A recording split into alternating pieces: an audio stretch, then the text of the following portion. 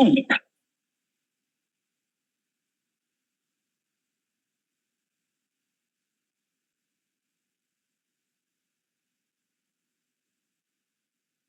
hari ini kita lanjut dengan diagram pencar ya, atau scatter diagram. Sudah terlihat ya?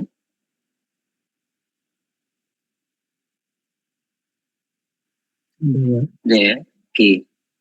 Nah, sebenarnya diagram pencar atau scatter diagram ini Anda sudah dapatkan di statistik ya, harusnya. Yang biasa namanya itu adalah kurva linier ya, atau diagram linier. Atau di SMA juga dulu mungkin sudah pernah dapat ya, Y sama dengan AX tambah B. Ya, jadi nanti kalau digambar itu dia berupa diagram garis lurus. Ya. Cuma di dalam pengendalian mutu ini digunakan dan istilahnya diganti dengan nama diagram pencar atau diagram tebar, atau dalam bahasa Inggrisnya biasanya disebut scatter diagram. Nah, scatter diagram ini sebenarnya adalah suatu grafik ya, yang mana dia menunjukkan nilai dari karakteristik yang satu dengan karakteristik yang lainnya yang saling mempengaruhi. Ya, jadi sesuai dengan persamaan yang saya sebutkan tadi, X dan Y. Biasanya X itu yang akan mempengaruhi Y. Nah, ini digunakan tentunya untuk mempelajari hubungan ya, atau korelasi. Nah, di statistik Anda sudah ada saya kira tentang bagaimana kita menentukan korelasi antara variabel satu dengan variabel yang lainnya. Nah, di sini dikatakan hubungan atau korelasi itu yang mungkin ya, yang mungkin antara dua variabel, variabel bebas dan variabel terikat. Jadi kita tidak bisa secara sembarangan membuat X dan Y, tetapi memang secara logika itu ada hubungannya. Jadi misalnya hubungan antara kadar air dengan kuat tekan beton. Itu secara ilmiah ada hubungannya.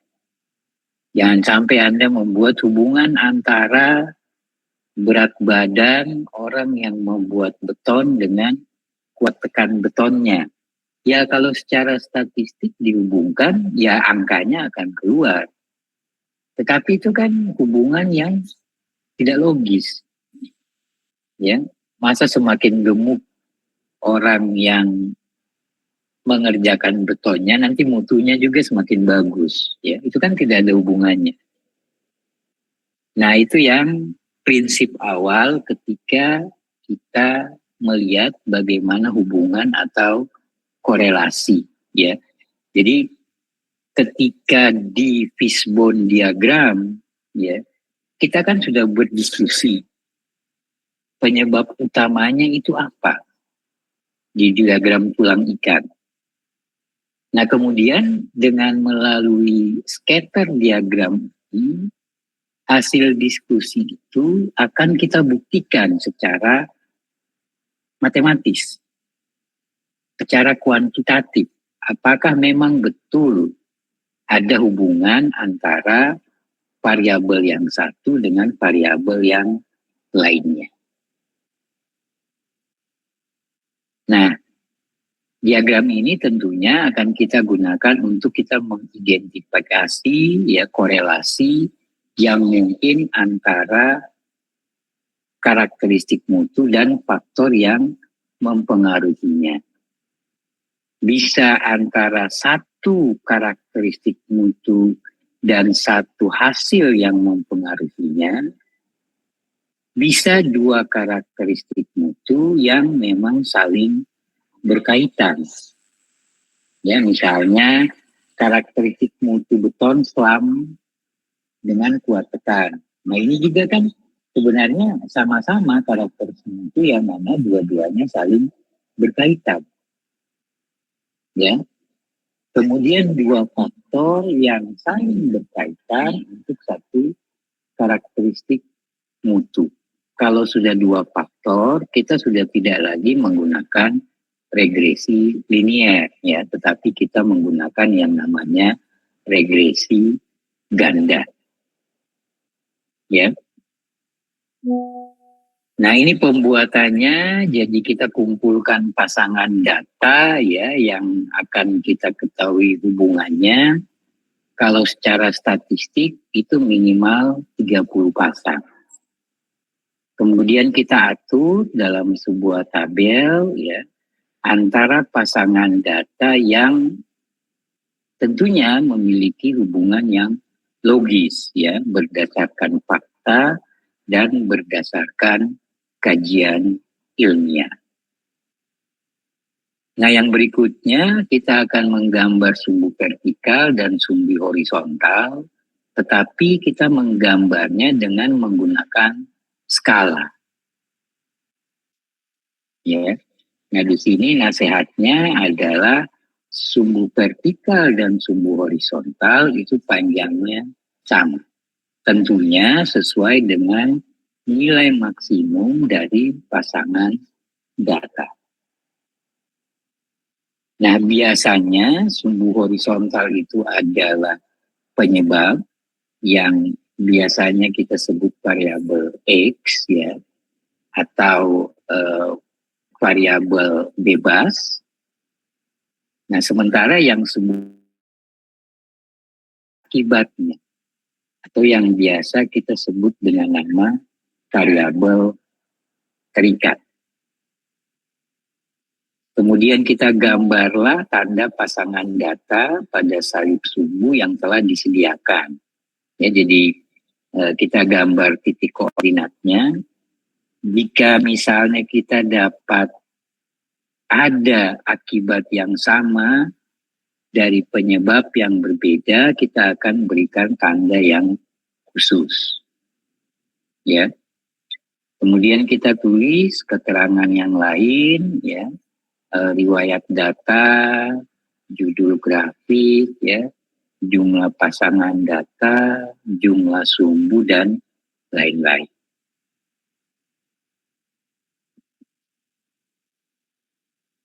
Kemudian setelah itu kita menggambar yang namanya diagram pencarnya. Nah, ini ada contoh, ya, ada contoh.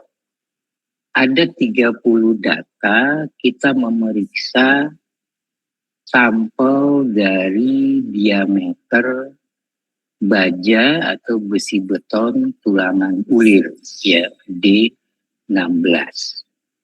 Ya. Nah, secara ilmiah atau setelah didiskusikan melalui fishbone diagram, nah ternyata disimpulkan bahwa yang menjadi penyebab utama kenapa besi tulangan ulir diameter 16 itu sangat bervariasi, ya, itu adalah karena pengaruh suhu pada saat proses pencetakan.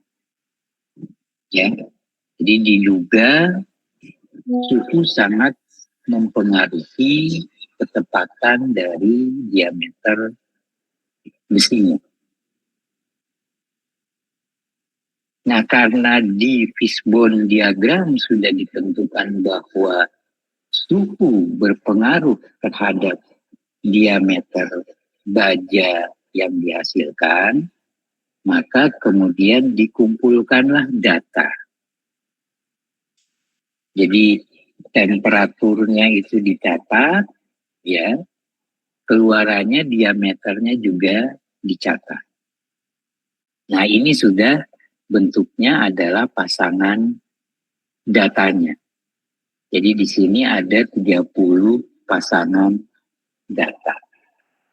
Nah, sampel yang pertama misalnya ketika suhunya itu 1090 derajat Celcius, diameter besinya pas 16.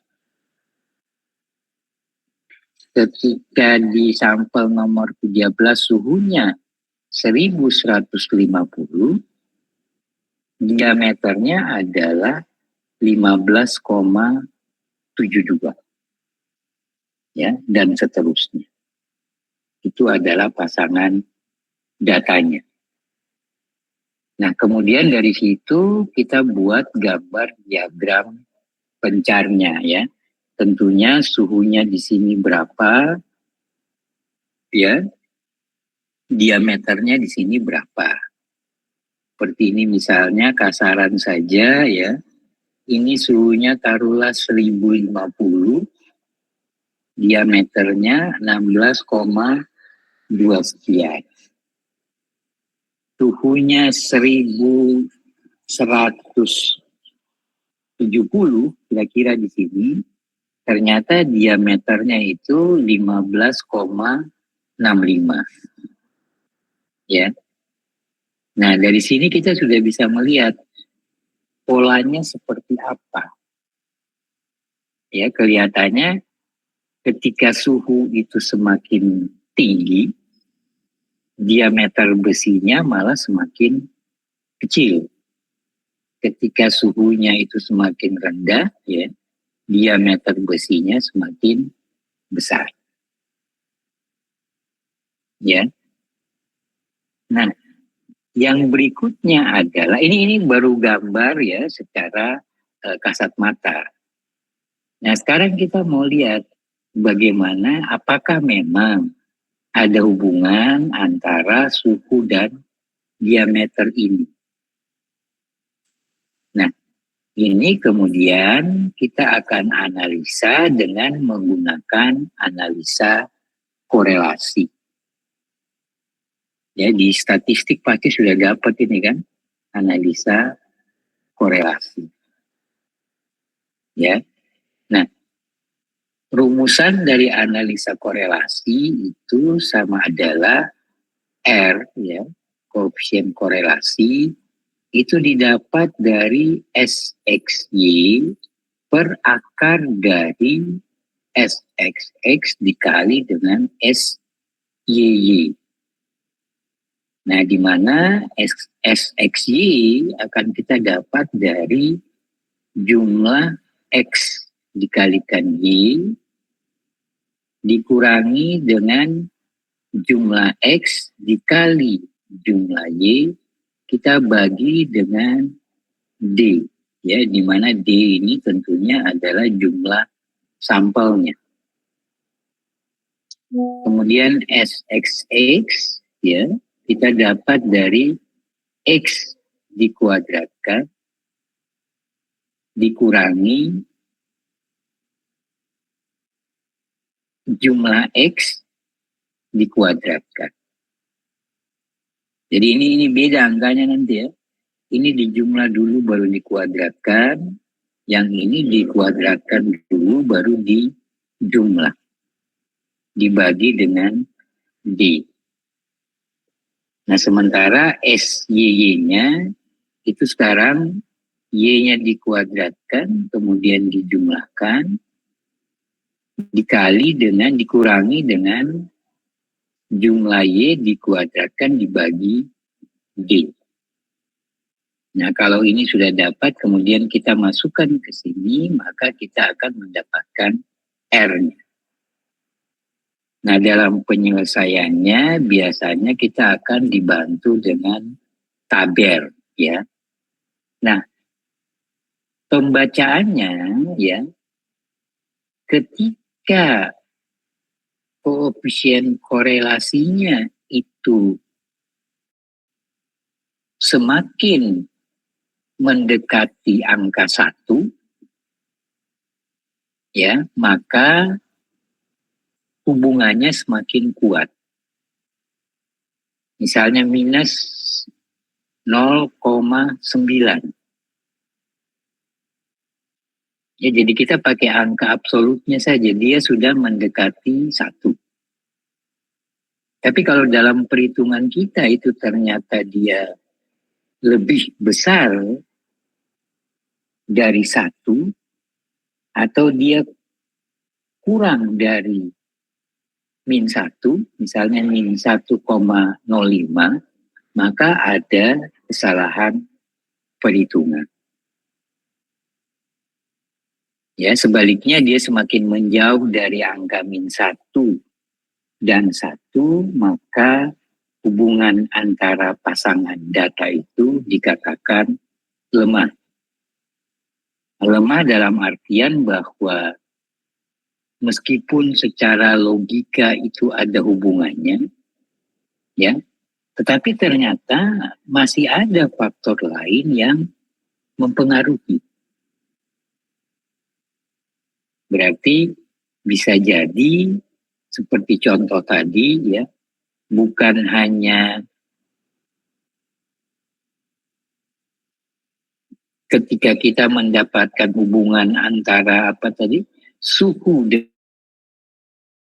dia ketemunya hanya sekitar minus 0,2 misalnya.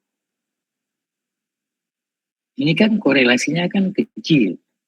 Berarti sebenarnya ada faktor lain yang mempengaruhi diameter besi tadi. Bukan hanya faktor suhu saja, ya, tapi masih ada faktor lain yang mempengaruhi.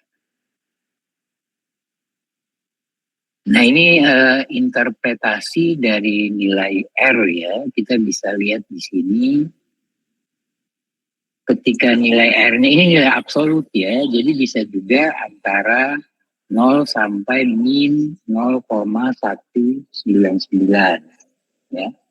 Berarti dia sangat lemah. Nah, dia mulai kuat ketika berada di antara 0,6 sampai 0,799. Nah, 0,8 sampai dengan 1 ini berarti hubungannya sangat kuat.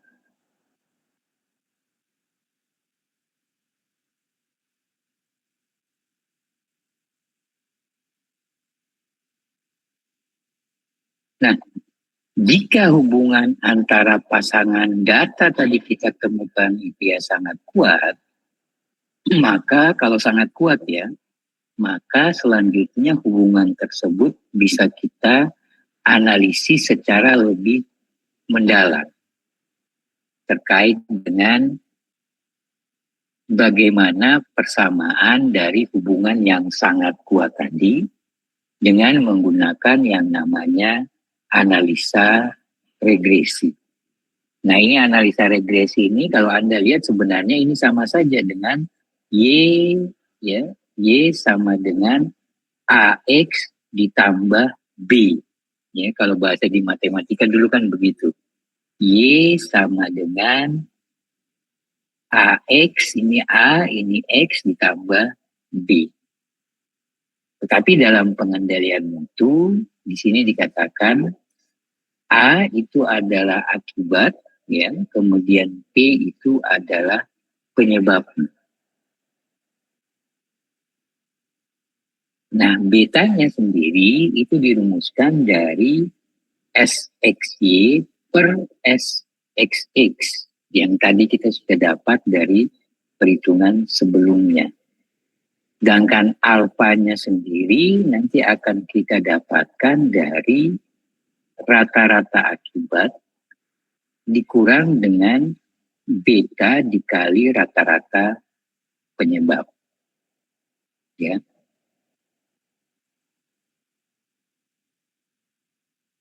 Oke, jadi ini sebenarnya sama saja, ya, dengan persamaan linier Y sama dengan AX ditambah dengan B. Nah, alfa sendiri di sini disebut dengan nama faktor pengaruh dari akibat, ya. Kemudian beta adalah faktor pengaruh dari penyebab. Karena beta itu dia berada di sini, dia dikalikan dengan penyebabnya. Sementara alfa ini adalah faktor pengaruh dari akibat.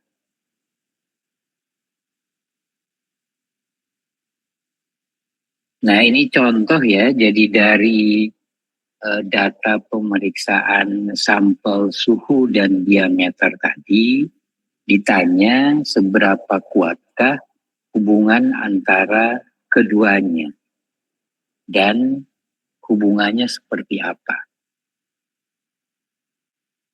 Kemudian ditanya lagi berikutnya, berapakah suhu ideal jika memang kita menginginkan diameternya itu adalah 16 mm.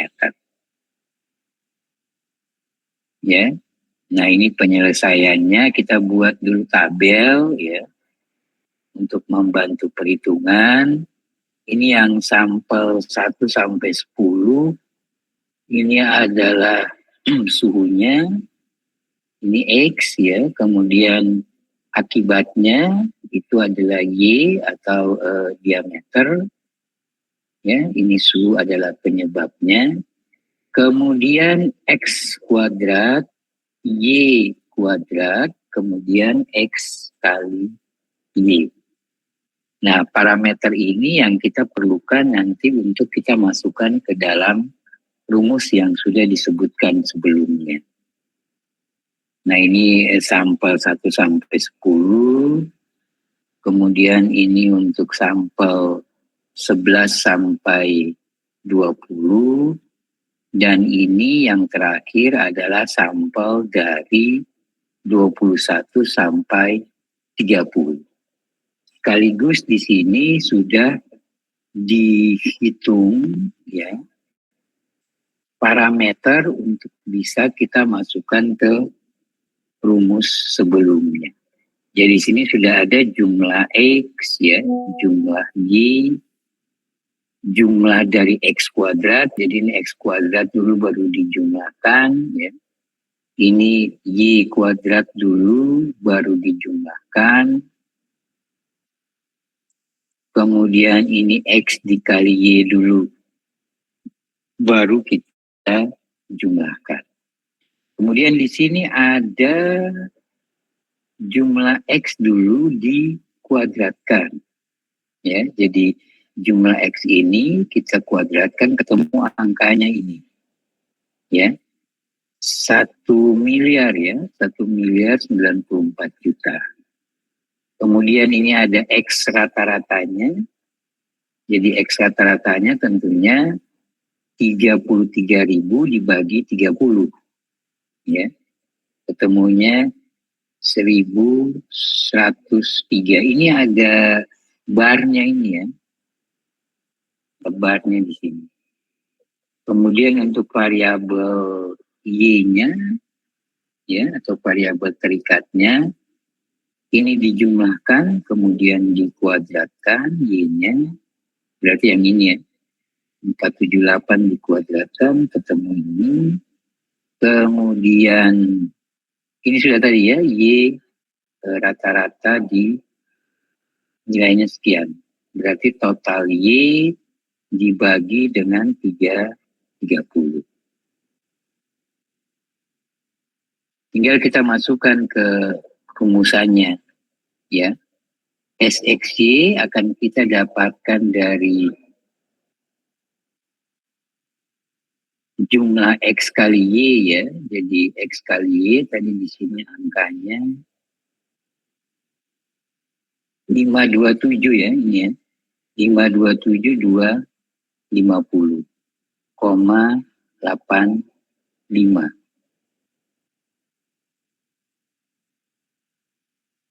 Nah, kemudian juga begitu kita masukkan angka-angka yang lain ya. Ini jumlah X kita kalikan dengan jumlah Y, kita bagi dengan jumlah sampel.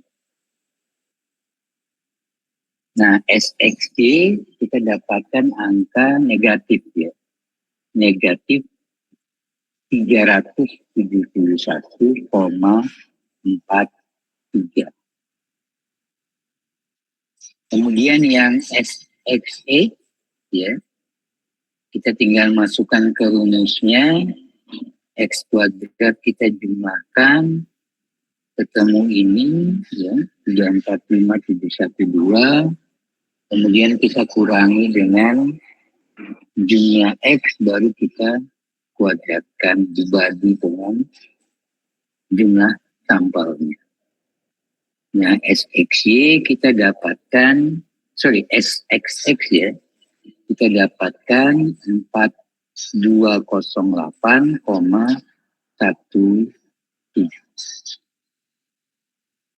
Kemudian untuk SYY sama juga kita masukkan angkanya dari tabel tadi, maka kita dapatkan SYY-nya adalah 3,61075.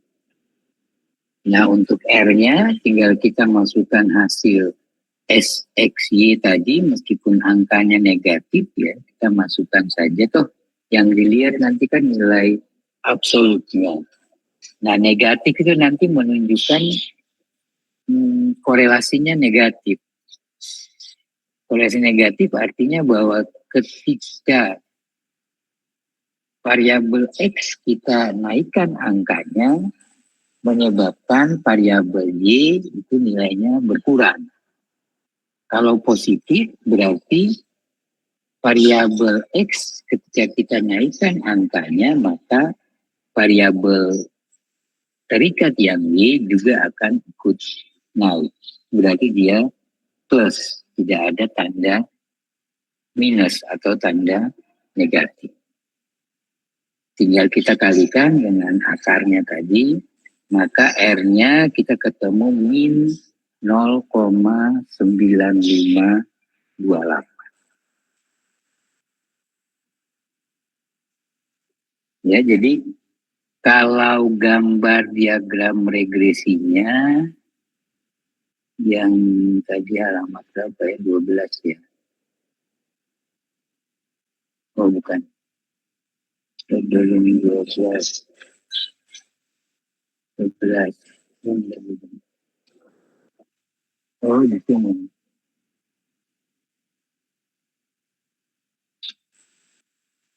Sebelum ini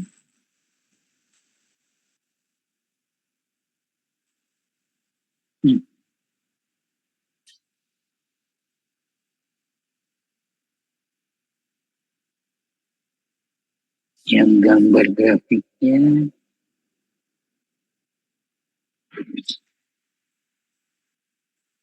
ada yang gambar grafiknya.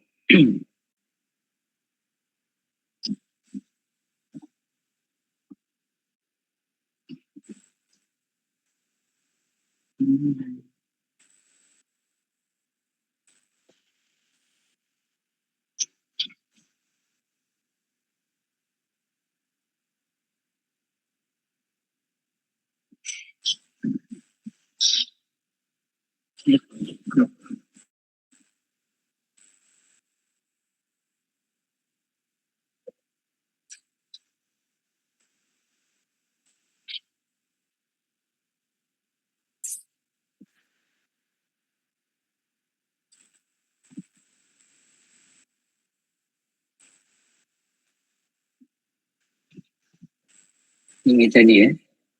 Nah, dia yang ini yang dikatakan nanti garis linearnya. Ya. Jadi kalau dilihat sini dia itu misalnya negatif, berarti kalau X-nya bertambah, maka Y-nya malah berkurang. Ya.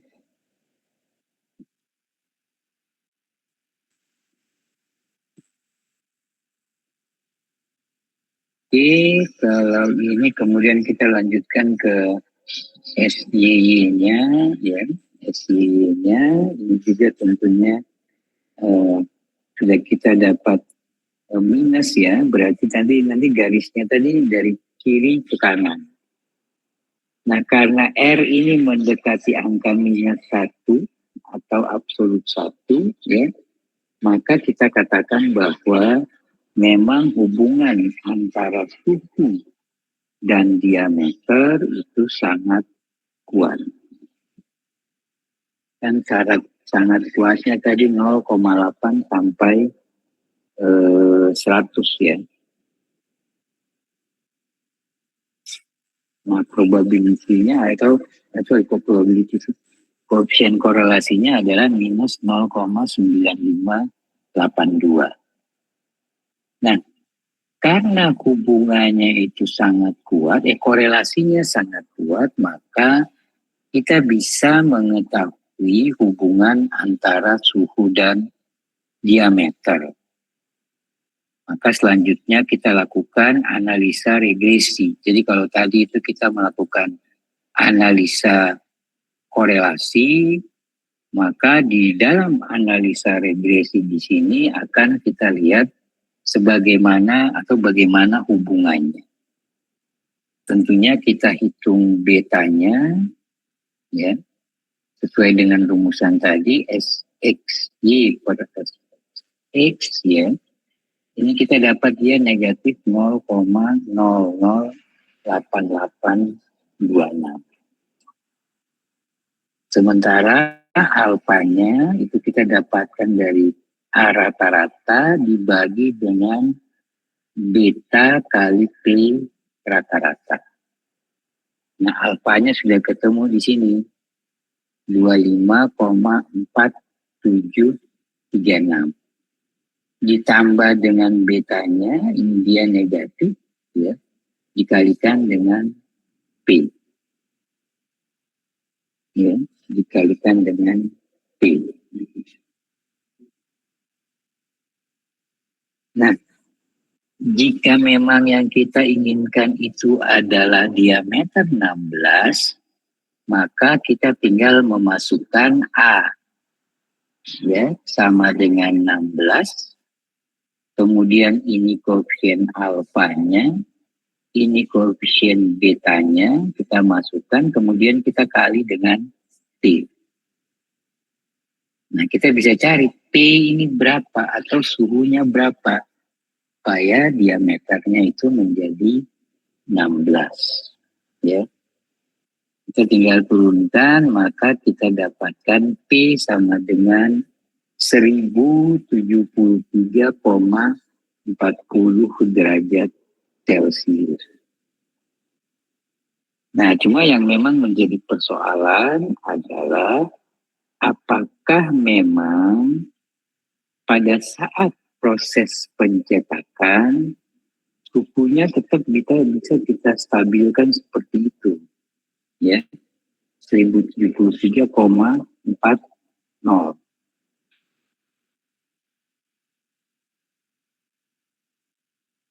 Ya. Nah, tapi P-nya sudah kita tahu, tapi buat dia stabil itu kan sulit. Ya. Buat listrik stabil itu sulit, tidak mudah. Ya, jadi secara teori di sini dikatakan ya diameter 16 itu bisa terjadi kalau suhunya pas 1073, tapi kan ini tidak mungkin terkontrol. Makanya bisa jadi tadi dari suhu-suhu tadi itu kemudian muncul banyak diameter besi 16 yang keluar angkanya. Ya. Nah, diagram pencari ini bisa kita gunakan untuk memahami ya keterkaitan antara sebab dan akibat, ya, sehingga dapat diambil tindakan untuk pengendalian mutu dengan membaca pola pencarnya. Nah, ini ada beberapa pola pencar dari histogram, dari diagram tebar ini, ya. Kalau seperti ini, ya, Anda bisa lihat di sini gambar A dan B ini berarti korelasinya positif. P-nya kecil, A-nya juga kecil. Ketika P-nya di sini besar, A-nya juga besar. Ya. Nah, kalau gambar A ini korelasinya sangat kuat ya. Karena titik-titiknya ini juga sangat rapat. Yang berarti bahwa ketika kita bisa mengendalikan P, maka secara otomatis nilai A juga ini akan terkendali. Nah, pada gambar B ini juga korelasinya ada, tapi lemah ya. Titik-titiknya ini berjauhan. Nah, sehingga ketika P kita kendalikan, maka seolah-olah A ini ikut juga terkendali. Tapi karena angkanya kecil, maka bisa dikatakan ada faktor lain yang ikut mempengaruhi variabel A. Kemudian tipe yang berikutnya ada yang bentuknya seperti ini ya. Nah, ini tadi yang saya katakan contoh kita untuk mengukur mutu besi beton ya, itu gambarnya mirip ini. Jadi ketika P-nya besar, A-nya malah semakin kecil. Ini yang kita sebut dengan korelasi yang negatif. Ya, tapi positif negatif nggak masalah, yang penting angka R-nya. Ya. Nah ini ketika P-nya bertambah maka A-nya berkurang ya, A-nya tambah kecil di sini. Kemudian yang gambar B ini sama saja dengan B tadi ya. Korelasi itu ada tapi sangat lemah. Ya. Jika P kita kendalikan, maka seolah-olah A itu ikut terkendali. Tetapi kelihatannya ada faktor lain yang ikut mempengaruhinya. Nah, kemudian ada yang seperti gambar E, yaitu pola tebar yang menunjukkan memang tidak terdapat korelasi. Jadi dia terlalu menyebar. Ya. Nah, kalau untuk yang ya, ini kita harus mencari penyebab lain ya. Kalau yang ini karena dia kurang, berarti kita mencari penyebab lain. Nah, kalau yang F ini yang aneh. Jadi ya, dia awalnya korelasi itu positif, kemudian korelasi itu negatif. Semula itu dia ada di sini, P-nya naik, A-nya naik, tetapi kemudian ketika P-nya naik terus melewati batas di sini, A itu kemudian menjadi turun. Nah, kalau yang ini itu berarti kita harus betul-betul kembali melihat secara teknis ya, yang lebih mendalam mengapa grafiknya muncul seperti itu.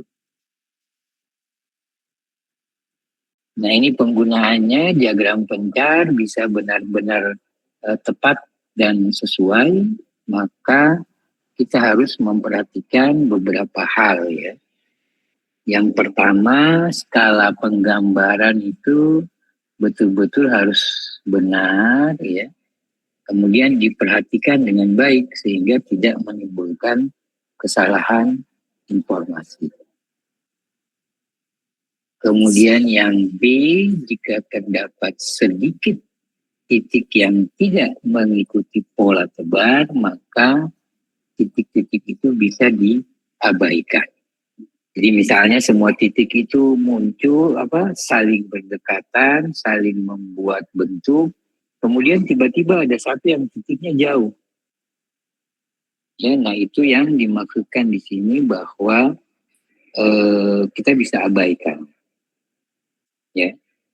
Kemudian pasangan data yang memerlukan stratifikasi sebaiknya kita lakukan dan memberikan tanda yang berbeda ya ketika memang ada keraguan. Kemudian kita tentukan kisaran dan skala yang tepat sehingga korelasi bisa kita lihat dengan jelas. Ya, bisa kita lihat dengan jelas. Oke, itu materi untuk diagram tebar ya, atau diagram pencar.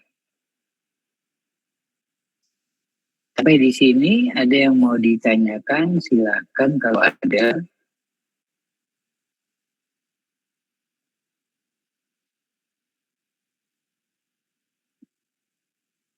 Silakan kalau ada yang mau ditanyakan.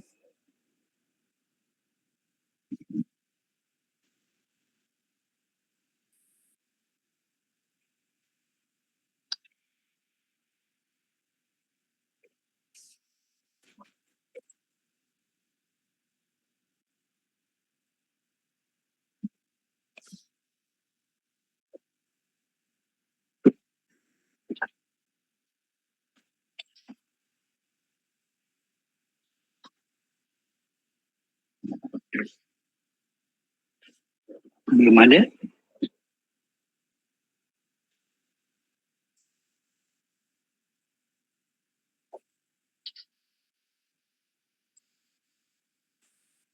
Masih jelas ya?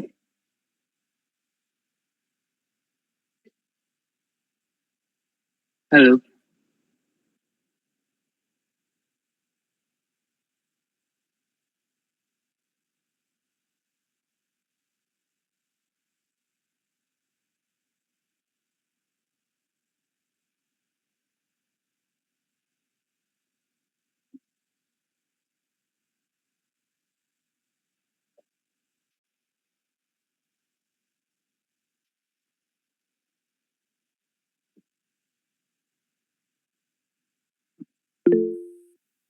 Ya, silakan. Ya,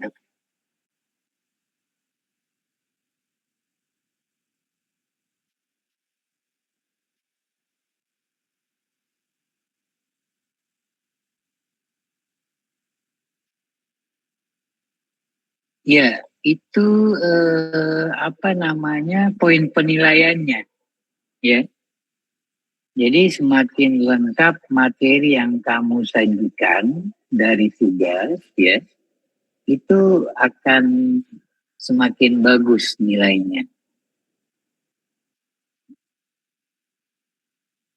Ya, jadi kalau bisa dapat semua materi sesuai dengan rumusan masalah, ya, itu nilainya semakin bagus.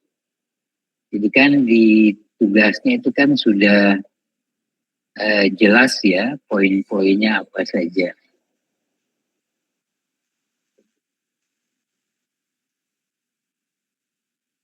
Jelas ya?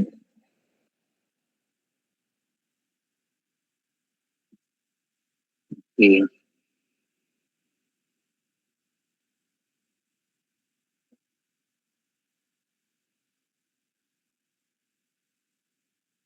Ada lagi?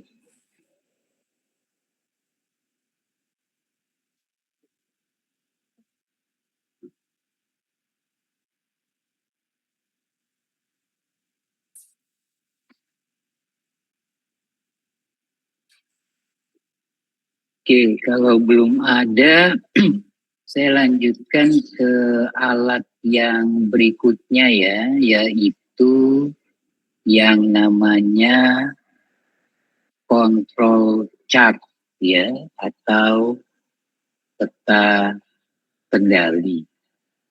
Nah ini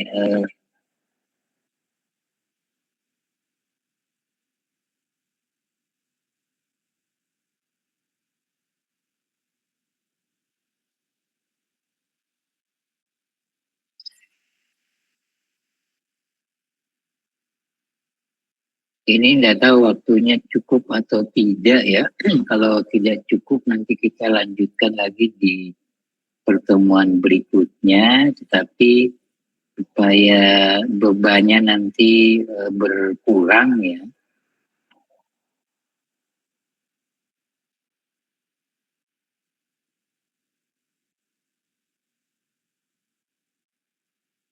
Ya, ini peta kendali atau control chart. Nah, ini mungkin adalah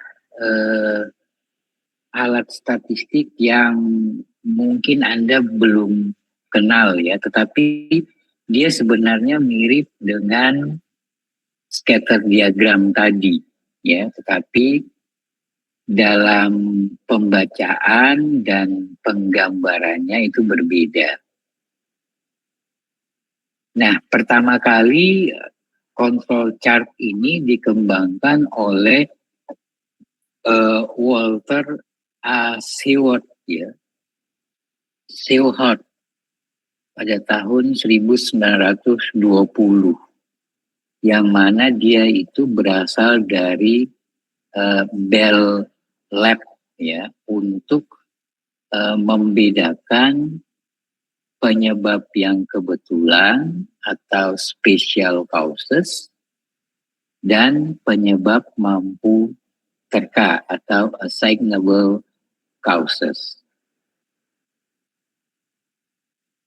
Nah, dia merupakan suatu gambaran urutan waktu yang menunjukkan nilai statistik dan digambarkan dengan lini sentral atau central limit dan lini batas kendali atau derived control limit.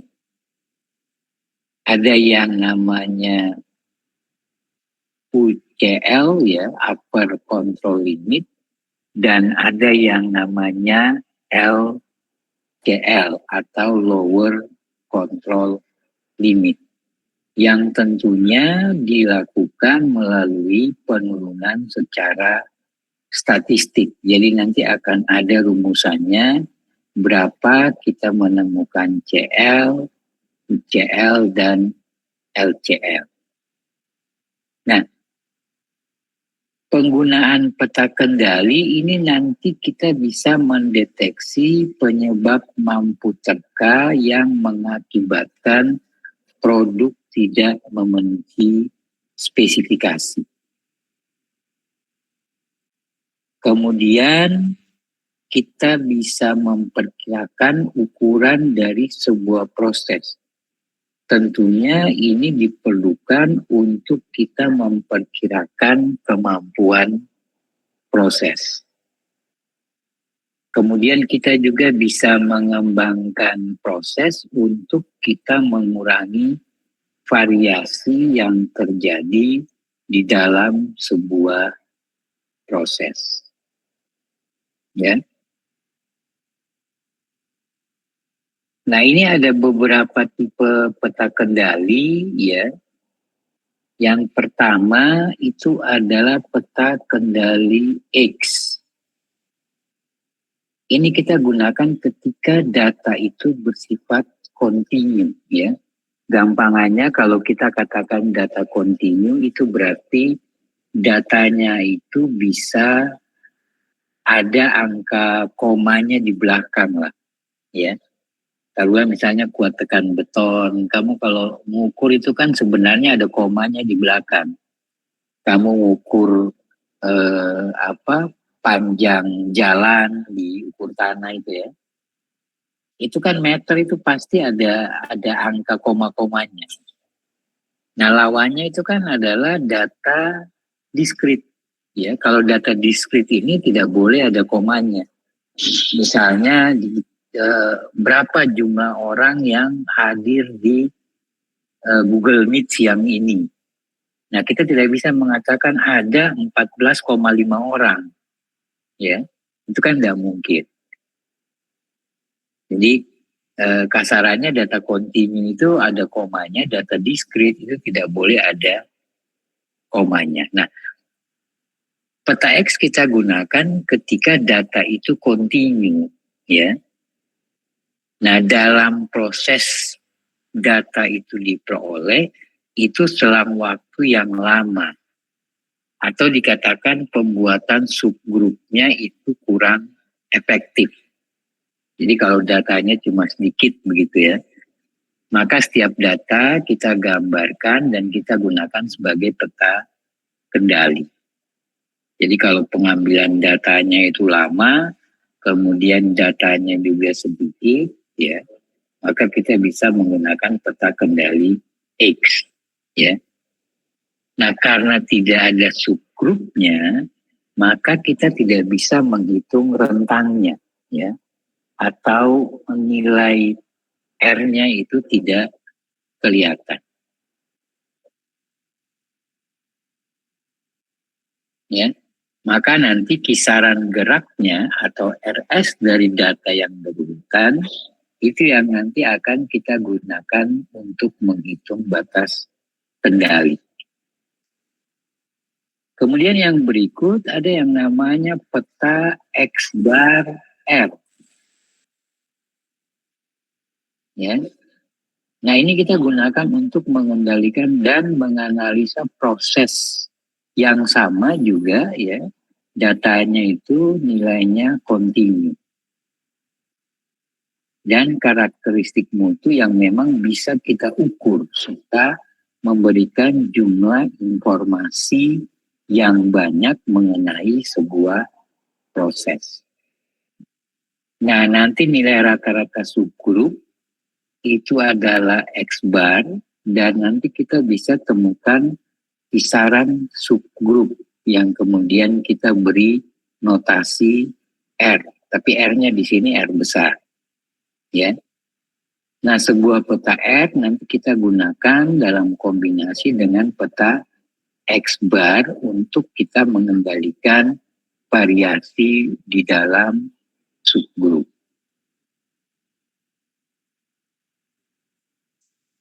Kemudian ada peta kendali P dan PN-nya. Nah, ini kita gunakan ketika data itu berupa data diskrit. Misalnya ada berapa kursi yang rusak, ya, atau ada berapa sampel hasil uji beton yang tidak memenuhi spesifikasi. Nggak mungkin kita bilang, oh ada 2,5 sampel. Itu kan nggak mungkin. Nah itu yang kita sebut dengan data diskrit. Nah nanti ketika sampelnya itu ukurannya sama, ya, maka kita gunakan peta kendali yang namanya PN. Tapi kalau jumlah sampel yang berbeda, ya, maka kita gunakan peta kendali P. Ya, kalau sama PN, kalau berbeda itu P. Kemudian ada juga jenis peta kendali U dan C. Ya. Nah ini kita gunakan nanti untuk mengendalikan dan menganalisis proses berdasarkan cacat produk. Seperti misalnya ada goresan, kalau di beton itu misalnya ada beton yang gupil, ya, dan lain-lain. Dia juga merupakan data yang diskrit. Peta C kita gunakan kalau ukuran sampelnya sama, sedangkan peta U kita gunakan ketika ukuran sampelnya itu berbeda.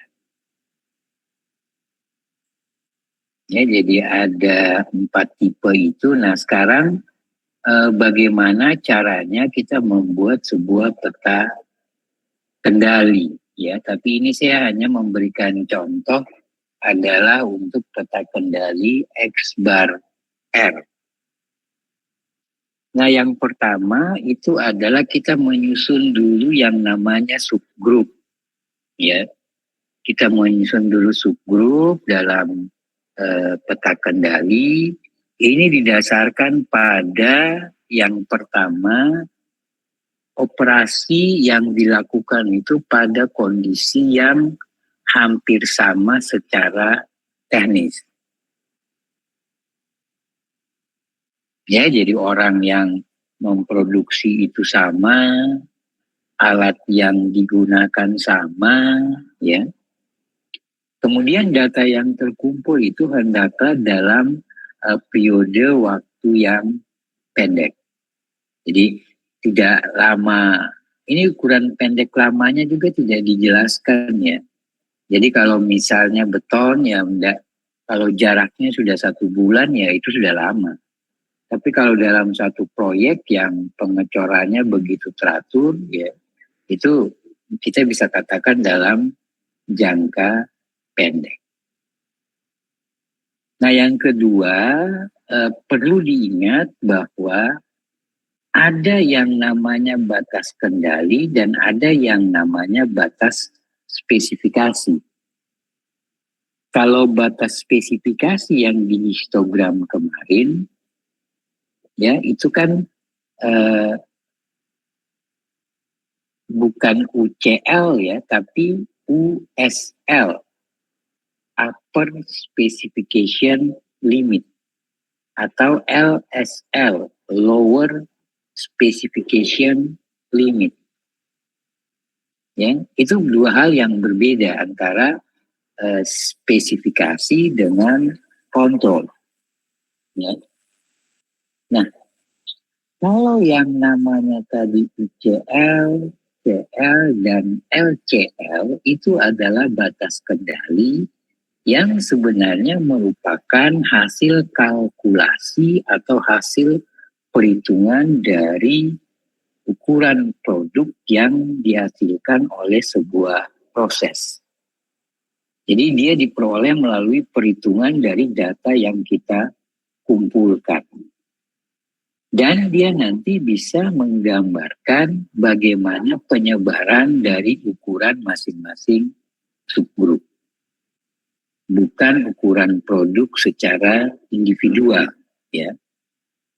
Nah, nanti batas kendali ini sebenarnya didorong oleh adanya variabilitas alami yang terjadi dari sebuah proses yang kita ukur. Nah, biasanya nanti akan kita dapatkan yang namanya deviasi standar proses. Nah, sementara kalau yang namanya batas spesifikasi, ya, itu adalah sebuah perincian atau gambaran. Dokumen, susunan, dan lain-lain dari sebuah proyek atau dari sebuah produk yang kita peroleh dari konsumen, dari manajemen atau dari peraturan, ya, dan lain-lain yang memang menentukan produk itu diterima ataukah tidak. Ya, jadi ini adalah dua hal yang berbeda.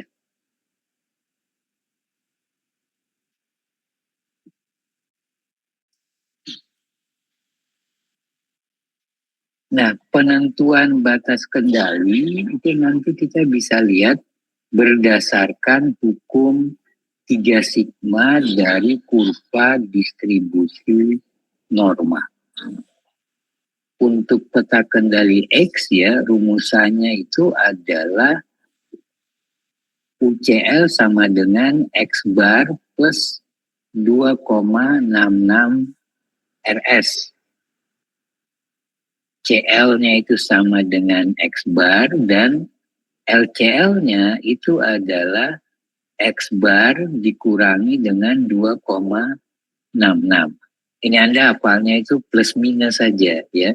Untuk U itu plus, untuk L itu minus. Sementara CL sendiri itu adalah rata-ratanya.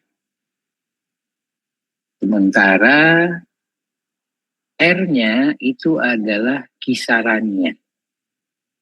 Ya, kisaran itu kan kemarin diperoleh dari nilai tertinggi dikurangi dengan nilai terendah kan. Nah ini adalah rata-rata sampelnya, jumlah nilai sampelnya dibagi dengan N, ya, dengan N. Nah, ini saran data maksimum XL-nya, XS-nya itu adalah data minimum. S sendiri itu adalah deviasi standar dari sampel ya, bukan dari populasi. Yang mana rumusannya adalah akar dari X kurang X bar dipangkatan 2, kemudian dijumlahkan. Baru dibagi dengan N dikurangi 1. Ya. Nah, kalau untuk peta kendali X bar, ya, UCL-nya itu adalah X double bar. Barnya ini di sini 2.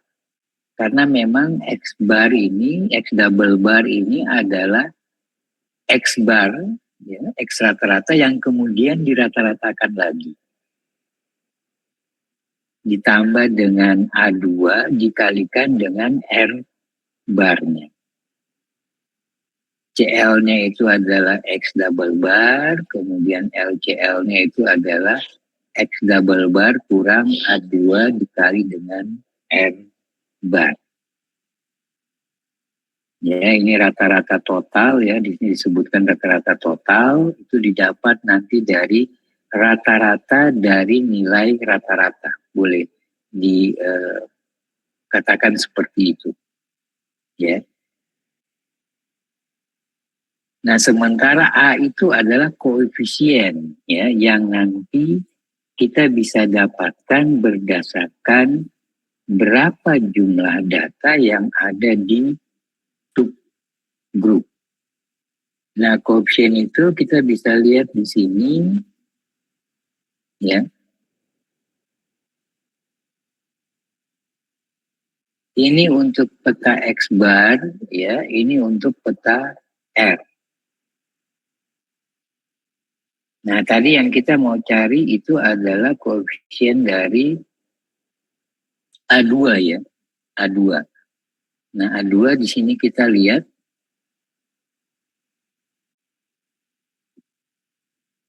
berarti yang ini ya.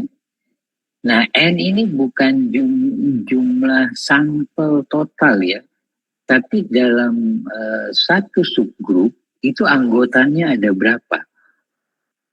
Misalnya satu subgroup anggotanya ada 5, berarti ini A2-nya itu ini. 0,577. Nah, nanti parameter yang lain akan kita gunakan juga untuk rumus yang lain. Tetapi sekali lagi, penentuannya berdasarkan berapa jumlah data dalam satu subgroup.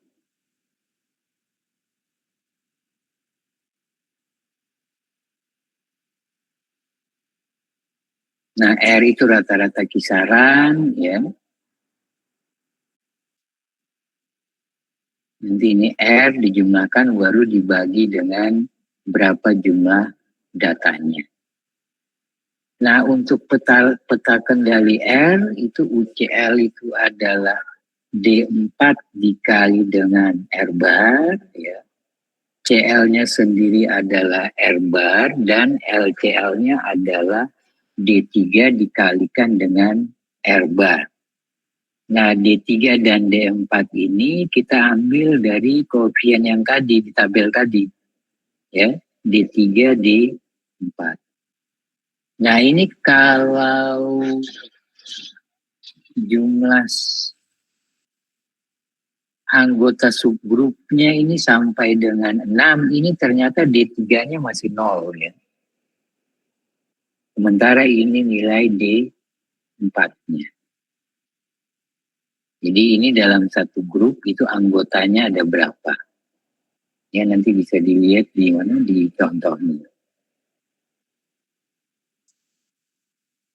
Nah, ini kalau untuk peta kendali P, ya, UCL-nya itu sama dengan P bar plus 3 akar dari P bar kali 1 kurang P bar per N, ya. Untuk LCL-nya itu tinggal negatif, kemudian CL-nya sendiri adalah P bar-nya. Ya. Nah, ini rata-rata rusak didapat dari jumlah yang rusak dibagi dengan ukuran subgrupnya.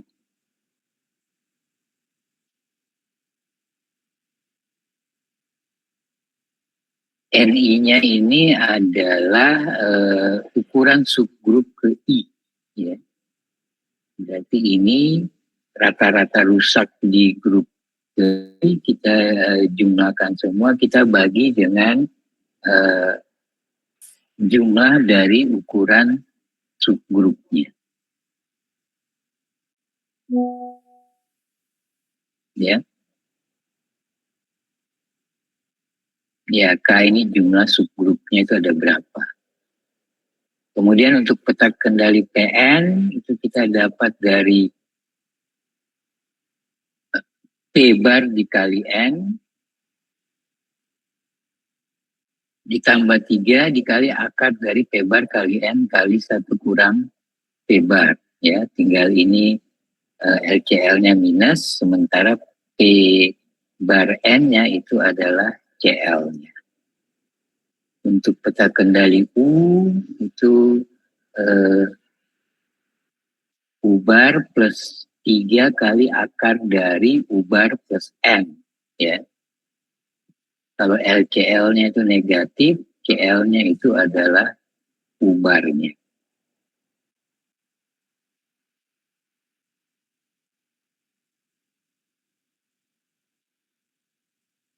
Sementara untuk peta kendali C, ya, UCL-nya itu adalah C bar plus 3 akar C bar.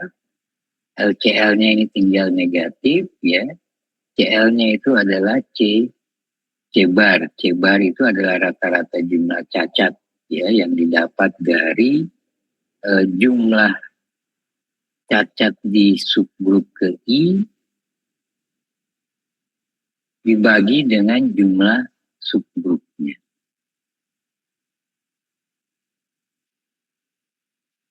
Nah, peta kendali P dan U, ya, karena memang ukuran sampelnya itu bisa berbeda-beda, ya, maka UCL dan LCL-nya juga berubah-ubah, ya, mengikuti perubahan ukuran subgrup. Jika LCL-nya itu nanti nilainya ketemu negatif, maka batas kendali bawahnya tidak akan kita gunakan.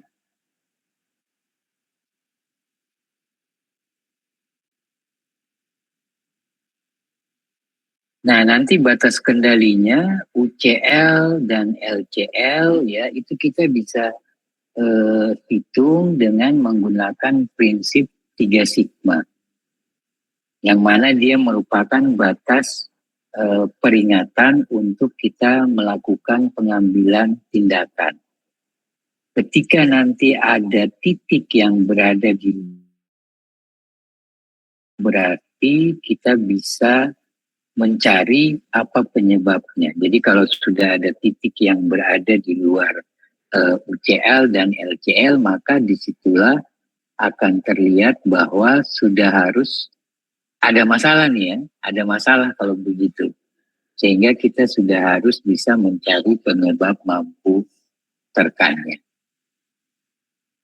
Nah, sementara kita juga disarankan untuk memberikan batas peringatan dengan menggunakan rumus 2 sigma, 2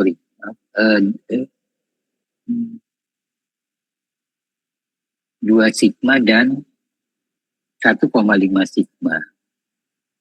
Nanti jika 1 atau lebih titik berada pada batas 3 sigma dan 2 sigma, maka keadaan itu mulai kita curigai, ya. Demikian juga jika banyak titik berada pada daerah antara 2 sigma dan 1,5 sigma. Nah, ini nanti lebih jelas kita akan masuk nanti ke bagaimana cara kita membaca hasil dari penggambaran peta kendali kita. Oke, saya kira sampai di situ, ya. Nanti untuk teknik pembuatan peta kendalinya kita lanjutkan minggu depan. PJ-nya nanti catat, ya. Kalau kita sudah sampai di sini, ya, teknik pembuatan peta kendali. JJ-nya mana? Halo. Ya, kamu ingat ya? Baik, Bapak. Oke, sambil di teknik pembuatan peka kendali. Oke, saya kira waktunya sudah habis ya. Saya ini masih ada yang mau ditanyakan, Mas Jazilan? Belum, Bapak. Oh enggak ya, tadi kamu lupa menurunkan tangan aja ya. Ya, maaf, Bapak. Oke, baik, kita akhiri dulu ya pertemuan kita pada sore hari ini. Terima kasih ya. Assalamualaikum warahmatullahi wabarakatuh. Assalamualaikum warahmatullahi Oh wabarakatuh. ya, Terima kasih, Bapak. berhenti merekam. Waalaikumsalam warahmatullahi wabarakatuh.